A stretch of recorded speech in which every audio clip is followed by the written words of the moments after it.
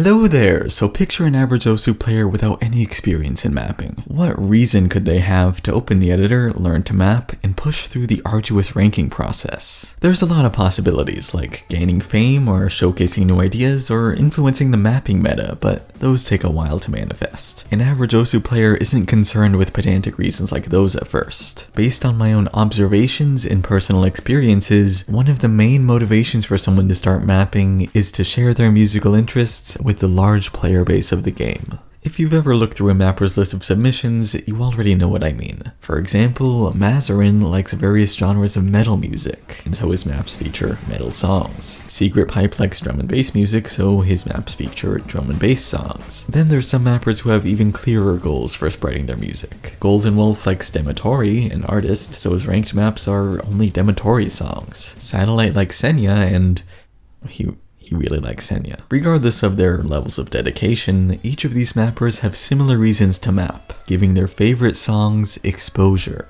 They each prefer a distinct style of music, and so they chose to map songs of that style from the very beginning. This song was Mazarin's first ranked map. This was Secret Pipes. This was Golden Wolf's. This was Satellites. Yeah, you get it. By continuing to produce so many maps under these self-defined conditions, mappers effectively share their favorite music, influence other people to take an interest in that music, and form an identity for themselves around that music. While it does sound appealing on paper, this reason to map alone isn't as worthwhile as it may seem. Having the sole motivation of sharing musical interests can be a painfully limiting mindset, both when starting out as a new mapper and after establishing an identity. To explain why, let's talk about song choice for new mappers first. Depending on someone's musical tastes, a lack of practical songs to map could end a mapper's journey before it even begins. For example, let's say I'm an average Osu player who's feeling motivated to map. My favorite band is Metallica, and I'm disappointed to see that there's only one ranked map of their music. It isn't even one of the classics. I mean, come on, that's gotta change. I'll just grab my MP3 for Master of Puppets, drag it into Osu, and get started with this new mapping thing. First thing to do is timing. Okay.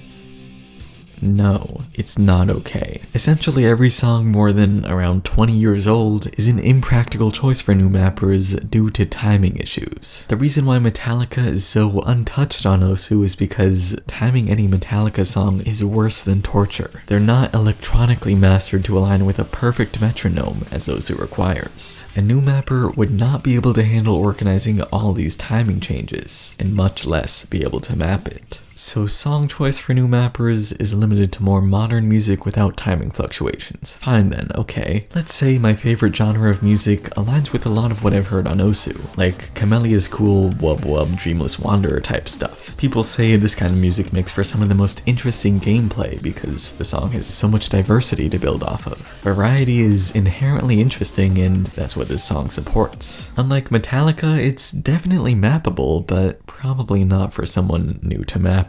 It's far too complex, not in timing, but in musical design. The sounds it emphasizes make for obscure and unintuitive rhythms. There's so many instruments expressing so many different rhythms at once that it's unclear what's important to map. The distinct variations in each instrument need to be clearly expressed through visual design, slider velocity, spacing, and so on. New mappers need something simpler, since trying to manage every intricacy of the editor, as this song calls for, isn't practical for someone just learning to map.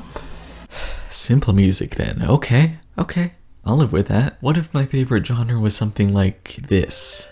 There's no irregularities in rhythm here, and intensity of sounds are pretty much equal throughout. It's as simple as it gets, and that can be a problem too. Theoretically, the most accurate rhythm here would be something like this. It's exactly what the song calls for, and it's really boring. A mapper would probably need to implement variation of some kind, yet new mappers don't really know how to do that without contradicting the song. This is boring, but poor variation could end up even worse, so songs that are too simple can be problematic too. Okay, so what music does actually work then? Well, I think what's most effective for learning the basics of mapping is choosing a song that's a fair balance of complexity and simplicity. This song is a perfect example of what I'd recommend new mappers to try out. Rhythmically, it's dense enough to support consistent half-beat gaps between objects, with occasional 1/4 beat rhythms. Points of emphasis are mostly on white ticks, but occasionally red ticks are prioritized too. Because of both of these, rhythm is never monotonous, even when following the most basic of rhythm structures. There's an interesting mix of circles, half-beat sliders, and full-beat sliders, which come about by filling only unemphasized half-beat gaps with slider bodies. While it may not be to the same degree as that Camellia song, it's inherently interesting because of how much variety there is, especially when compared to a song that emphasizes only white ticks. Aside from all this mechanical mapping stuff though, one thing overlooked far too much for new mapper song choice is length. Without exception, a first-time mapper will need to scrap all their work and remap at least once. There's too much wrong with a new mapper's first attempt that there's no getting around it. It'll never meet the ranking standards. Because of that, I'd really recommend a song that's about 1.5 minutes long. Stuff that's shorter usually doesn't allow for any variations between different sections of the music, since they're usually just one monotonous section. Stuff that's longer, which is more often the case, makes the task of remapping far less appealing. It takes just so much extra time. More importantly though, long songs permit more room for mistakes, of which there will be many for new mappers. It depresses me to see a marathon as a first-time mapper's map because it only makes inevitably tearing it apart that much harder. Because it's longer too, a mapper will probably need to remap it even more times than if they were to do so on a shorter song. It's just a terrible idea. In the same vein, the tempo of a song can make or break a new mapper's map too. While any speed is mappable, something faster or slower than the majority of songs is usually more difficult to map. For example, a 100 BPM song is relatively slow. This kind of song would probably support a boring beat map. In order to make it interesting, new mappers may be tempted to use more intense rhythms than the song supports. Going beyond what the song does through either overmapping or overspacing is not a very good idea.